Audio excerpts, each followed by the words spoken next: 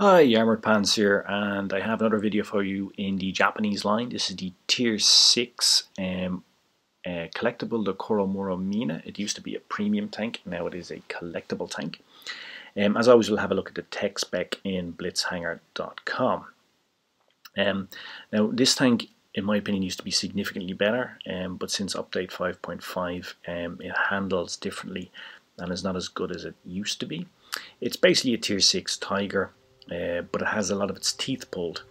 The gun is not as good as the Tiger, it's not as maneuverable as the Tiger, and if you try to play it as you play the Tiger 1 in Tier 7, you will be very disappointed. It does have that 88mm gun, but it has less advantageous handling characteristics compared to the Tiger 1. As I said, you will be disappointed if you think it's going to be just a Tier 6 Tiger, because it's not. It looks the same, but doesn't play the same. It has 8 degrees of gun depression, 15 degrees of elevation, which is quite good. Its forward speed is 40 kilometers an hour, which is pretty good actually. It's actually even faster than the Japanese medium premium, the Chinukai.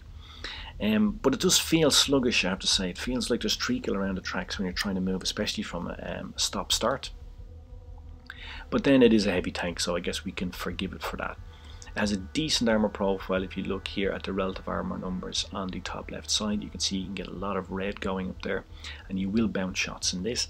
And in actuality, the game that you're going to see, I get a mastery badge in it, and the mastery badge is delivered primarily on shots bounced rather than the damage or the kills I do, because you get a lot of XP for bouncing shots, especially since they introduced the ribbons a few updates back.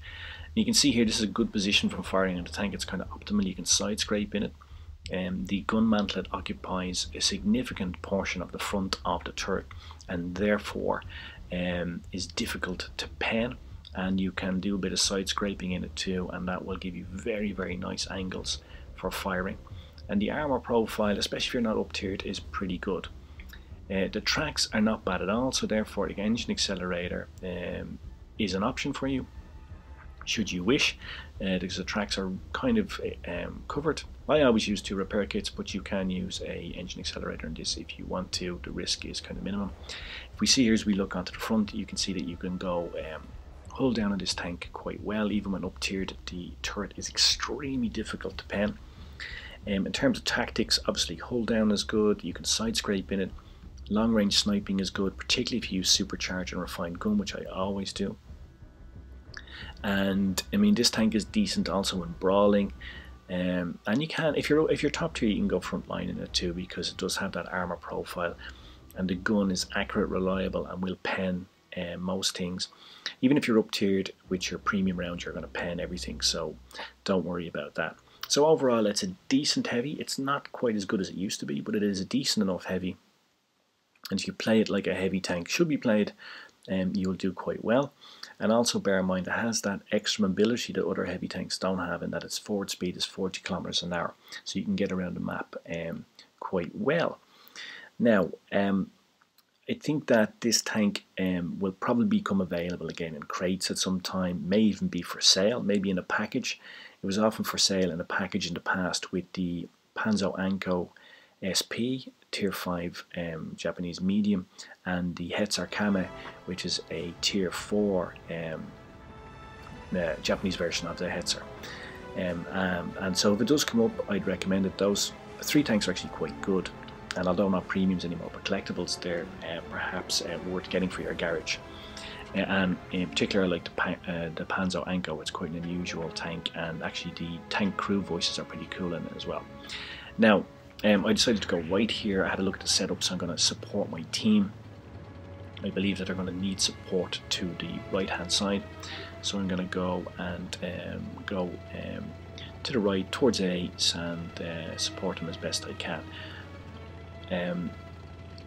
We are not top tier here, so I am going to play a bit more cautiously than normal, because there are a lot of big guns on the other side. So I'm just going to play a bit cautiously. I'm moving from cover to cover, and I'm hoping that my lights and mediums will spot up the enemy, and that I can then start to do some damage.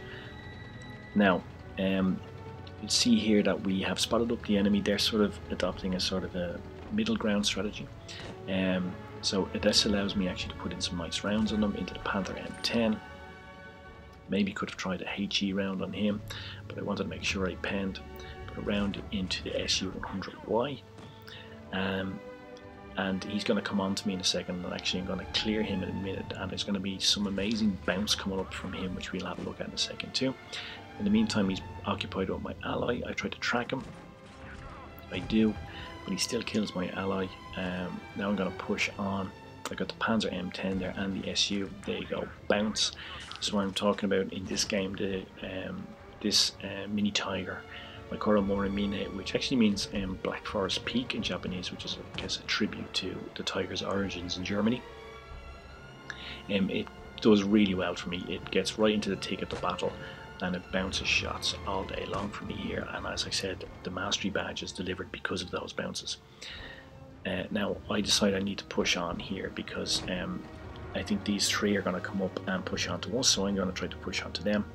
Thankfully he's facing the wrong way. I go into a side scraping position here, but there's no need for it because he continues driving away, and I'm able to put another round into him, track him too, and it should be an easy kill for my teammate in the SP1C. He fluffs a shot, so I clear him. Now there's a massive bounce coming up here in the SU-100Y, as I mentioned earlier. So I'm just edging around, I'm giving him the angle, showing a bit of leg, and there I get that bounce.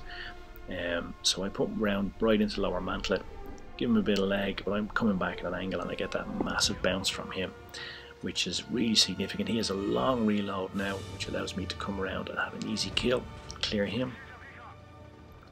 So I have kept my complete pool of hit points.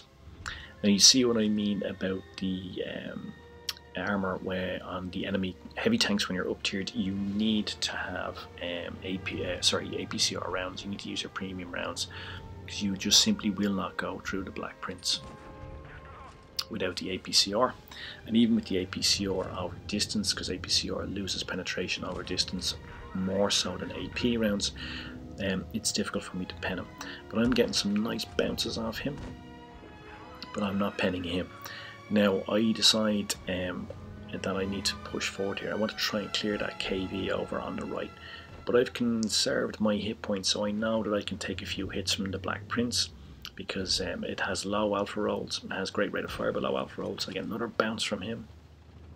Moving up, I fluffed this shot. I actually know what happened there, completely fluffed it, so then I have to take 2 extra shots from the Black Prince to clear the KV, but I do clear it. And now I can just go into cover, get another bounce from him. But now my allies are coming. Now if we just look here, we'll see that I have actually bounced as much damage as my total pool of hit points. So I've actually contributed double my hit points net, if you want to look at it that way, to the game. And that's what actually has delivered the mastery badge here. Not the kills, not the damage that I inflicted, but actually the bounce damage that I did. Because effectively, by bouncing the same amount of hit points that I have, I actually started the game, in effect, with 2,200 hit points, not 1,100. If you want to look at it like that, and that shows, and I think that's a good way to look at it, because it shows the significance of why bouncing shots are so important. And of course, we've talked about game theory before, and how every shot you bounce has a double whammy effect on the total hit pool points of your team versus those of the enemy. And we've discussed this in videos before about how this game theory is so important to winning the games, and why bounce shots are so important, and why they're an overlooked aspect of the game, but can deliver significant results, and in this case a mastery badge and a big win for my team. And you see there as top performer, even though I was up tiered. So that's the Kuro Mori. It's a very good tank in tier 6, not as good as it used to be, but still very good. And if it does come up in chests or for sale, I would recommend you think about getting it. And certainly a nice, interesting tank to have in your garage.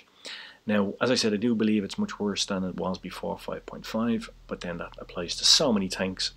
Let's not criticize this one for it. The gun is good. That 80mm, 88mm German gun is great. It's accurate, reliable, but it has average rolls for heavy, but you have a good reload as well, so we can forgive it for that too. As always, I would use Supercharge and a Refined Gun to get that muzzle velocity up. It's so important. And as I said, the 88mm gun is great, but you will need Pramo, as you saw there, against the Black Prince, especially when you're up tiered, as I was against the Black Prince there. It handles badly now compared to how it used to handle, but it still can perform, as you saw there. The gun depression is 8 degrees, which is pretty good, not bad for heavy at all. And we saw that it has good turret armour, so if the incline is not too steep, you can go hull down. The 1100 hit points is nice for tier 6, really nice. And it has a faster reload than many heavy tanks. It's a good brawler. It has a just over 7-second reload, which is really good. I mean, that's basically faster than a tier 5 medium. So if you come up against a medium tank, particularly a lower tier one, he thinks he's going to have an easy circle of death or brawl with you. He's not. You're quite maneuverable. You've got relatively good traverse speed, and that 7-second reload, just over 7 seconds, is gonna kill him. Credit coefficient is disappointing. It's 90%. I mean, this used to be a premium tank. Now it's a collectible, of course, but it's the second worst in the tier, and not really what you would expect from a collectible or premium as it was. That said, if you leave that aside, this is a very decent tank, and if it becomes available again, I would recommend it. So cheers, Mush. Thanks for watching. I hope you enjoyed it. I hope you found it useful. And I guess all that remains for me to say is pants off.